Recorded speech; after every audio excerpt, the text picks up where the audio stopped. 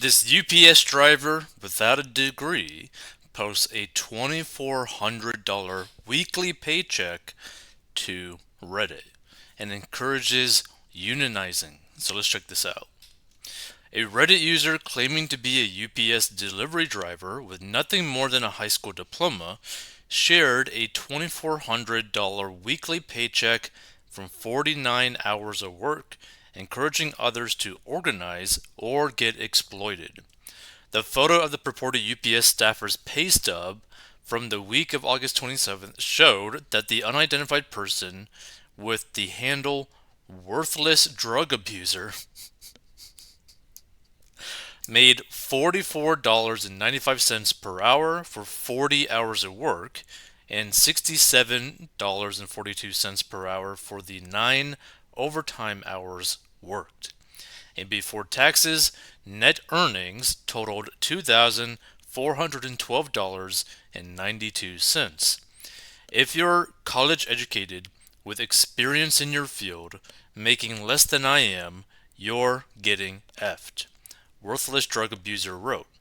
The message was posted days after unionized UPS workers represented by Teamsters ratified a 5-year contract that raised full and part time pay by $2.75 more per hour in 2023 and $7.50 more per hour over the length of the contract. The new deal means full time delivery drivers will make an average of $170,000, including benefits, come 2024, $25,000 more than before the contract negotiations were settled. So basically, right here, let's see, gross 1798 for the regular hours, 614 for overtime, total hours worked 49.12 hours. So it comes down to 2,412 and 92 cents. This guy's already made $75,000. Wow. Wow. That's pretty crazy. So fellow users on Reddit were divided in their responses to the paycheck. Some applauded the pay transparency, and others appeared frustrated that their college education and job in tech weren't earning them as much as the UPS driver. The working world could use more transparency like this, another commented, adding, the more wage/salary info is out there for the public to see, the more fair the market will be. The only people that benefit from employees not talking about pay are the companies. Literally no reason not to talk about your pay with colleagues, another chimed in. Well, I guess it kind of like depends, right? Like, for example, it makes sense for like maybe just like typical like specific positions just to be paid. Like if they're like a salary based employee, it's probably not that big of a deal to like list what that position typically pays. But like in terms of like how much someone actually has made, maybe not. So what I mean by that, like let's say that you have like a salaried employee, but then you also get like a sales employee. That sales employee might be making far more than that salaried employee just because of how good they are at sales. So one employee can be making like 50K, the salesperson could literally be making multiple six figures depending on the product, etc. So one woman in social work shared that she has two master's degrees, the highest level of a professional license, an additional national certification in my specialty, and another certification that separates me from the competition. However, she doesn't break six figures, while her husband, who works in construction and barely has a high school diploma, but has 40 plus years experience, makes double what I do, high six figures. The thing is, like, people have this, like, weird misconception that just because you're higher educated, that just means that you're going to make more money. That is basically almost never the case. The only cases where that basically makes sense is the STEM fields, right? Where you're basically going into like, pretty much like doctors, like actual doctors, not PhD, like straight up doctors, engineers, lawyers, etc. Like things that truly require potentially like a degree, maybe like high level engineers too. But if you're getting like a PhD or a master's in like education, you're probably not going to be making much money unless you're a tenured professor, right? Now, maybe in like a private school, maybe you could be making a good amount of money, but like just because you have a high level of education does not mean it's actually a good return on your money. Because when you think about it, a lot of people could just probably take like a certification class for like 12 weeks or even less potentially, depending on how fast they get through it, and make more money.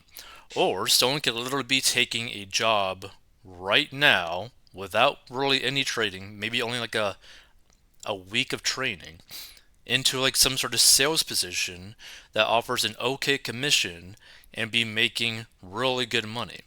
Now, I wouldn't really recommend someone doing this, but like let's use this as like an example. Like someone who is somewhat good at door-to-door sales in the solar field, right? The solar panels and whatnot. Those individuals can easily clear $100,000 within 1 to 2 years of doing that job. Now, some of those people could be kind of like scummy, but I'm just saying, like, sales is like one of those positions where, like, you don't need a degree and you can make unlimited amount of money. Like, literally unlimited. You are not capped as to how much money you can actually make. A lot of these positions, a lot of these jobs that people make or get, they are typically capped, right? And like it's pretty awesome that like this UPS driver is making really good money, but when you think about it, right, they're also capped too. So they can't just go and just make way more money in that position. They have to basically have their union go ballistic again to then try to get their pay increased again. Whereas if you were in a sales position, all you got to do is just make more sales or make more sales of a higher ticket product and you're making more money. Or, for example, let's say that you own your own business, that you could just hire more people to generate more revenue potentially to make more money for you. So, I mean, there's a lot of different ways to go about it. It's just like, don't assume that the way to make more money is simply to go get a better education or like a higher level education because there's so many people in the trades field that make way more money than a lot of people who get college degrees. Not to mention, you don't have to get into crazy amount of debt. If young people would consider learning a trade, construction, electrician, plumber, iron worker, millwork, tile work, stonework, etc., you will make more money you could ever make in a generic profession, the user penned. I'm salaried currently in high tech and paid pretty well as far as my field is concerned, and I don't bring that home. Of course, were I paid for my overtime, I bet I'd make more than you. Kinda sucks working for free as a salaried worker, another user wrote. Bruh, I make less than you as an aerospace engineer. Yet another commented. Other users seemingly against unionizing called union dues into question, but worthless drug abuser replied that the fees charged by Teamsters, America's largest labor union, which also represents public school and public safety workers, are about $26. Now, for them, obviously, for this UPS driver and people in similar positions, it makes more sense to be part of this union only because they're actually doing a really good job at bumping up their pay. But you also got to keep in mind, too, how many people are willing to stay in a hot car all day driving? Not many people. Some people, but not a lot of people. Not enough people would want to do it, which is kind of crazy when you think about it. Yes, I pay union dues, but guess what I don't pay for? Medical, dental, vision insurance, not a dime comes out of my pocket. No premiums, deductible, or copay, and it covers my family as well. I also get a pension, which I don't have to contribute to either. I pay far less in union dues than those anti-union clowns pay in healthcare, the UPS delivery worker shared. Your union due is a little over 1% of your income. I'd say it's worth it, another replied. Again, yeah, for this specific person, the union is worth it. The Teamsters deal with the Atlanta-based package and delivery company, which handles about a quarter of U.S. parcel deliveries and serves virtually every city and town in the nation. We'll also provide additional paid holidays, enforced overtime, and add air conditioning to new models of the company's ubiquitous brown trucks. Let's see some of these comments. Which, by the way, if you got thoughts on this, leave your thoughts as well. Let's see, I've known several people that worked for UPS. Not one of them had anything good to say about the company. Most of them quit after a few years, and the one that didn't constantly complained about working there. Poor guy, he can always sell his body. There are plenty of jobs that pay six figures without requiring a college degree. However, a lot of them require a person to actually work with physical labor, which is what lots of people these days refuse to do.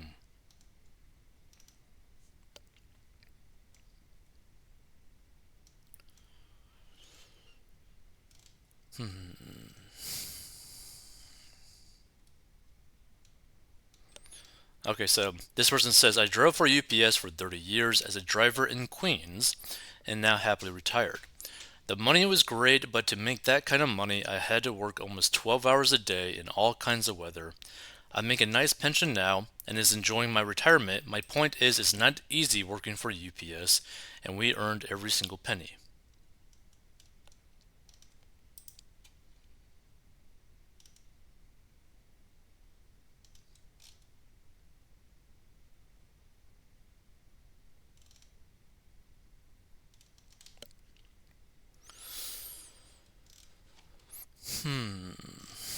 Let's see. This person says, I thought I could get rich with a gender studies degree. That's what my guidance counselor told me. Now I'm working as a barista. Yeah. I think the biggest problem is like a lot of people were told in like high school that like, hey, just go get a college degree, any college degree, and you'll be okay. And for the most part, that is not the case for many people.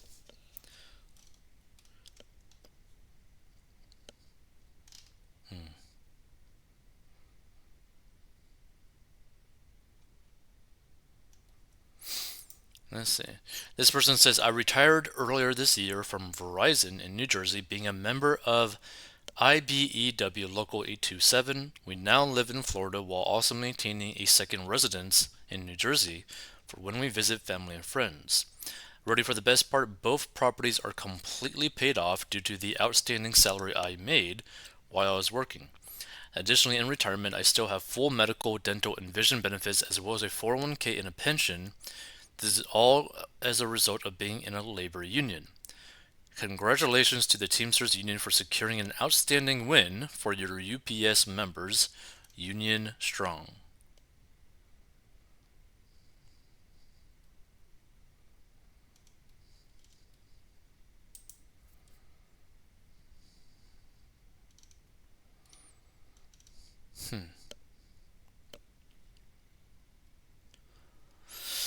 Let's see, this person says, I'll take 80K a year working in a climate controlled office over 125,000 a year working in freezing cold and blazing hot weather, running 150 delivery stops per day where I'd barely have a life during the week.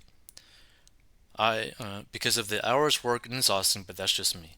See, that's the thing. Like, it's all really about like personal preference, right? To me, like the most ideal like working life type of situation would be able to wake up, take a few steps, work from like 4 a.m. to like 2 p.m., and then hang out with family, etc. Right? That's to me like the most ideal like working type of situation. Just because like I don't like to drive basically anymore. But yeah, like a lot of people could be making good money. Like it really all depends on like I guess like the way that I would put it. Try to maybe find what your ideal work life is, and then try to like work back to actually get to that point. So, for example, if you want to have a career or job where you are able to stay at home and work, figure out what it takes to be in that position where you could stay at home, still make a good enough money to pay for your bills, and eventually retire, etc. So, because I don't know, like UPS drivers, yeah, they can make good money, but like I don't know if I'd really want to be driving all day every day. Okay. Give your thoughts if you stumble upon this. I just thought it was interesting because this is actually a really good amount of money. And to be frank, like, what's actually kind of cool about this, probably like even after taxes and whatnot, this person's clearing obviously over $100,000, and they could easily become like a millionaire without even really investing their money by simply like working probably like 10 years and just keeping their expenses low. They could clear over $1 million after tax, which is kind of crazy when you think about it. Like, it wouldn't actually take much time for a UPS driver to become a millionaire, which is pretty cool.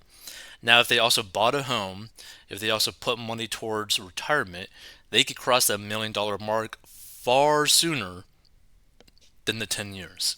But it all depends on like what type of lifestyle that they want. But either way, if you're someone who is like in this position where you're making really good money, just make sure that you're not spending more than you make so that you could actually have some sort of retirement later on.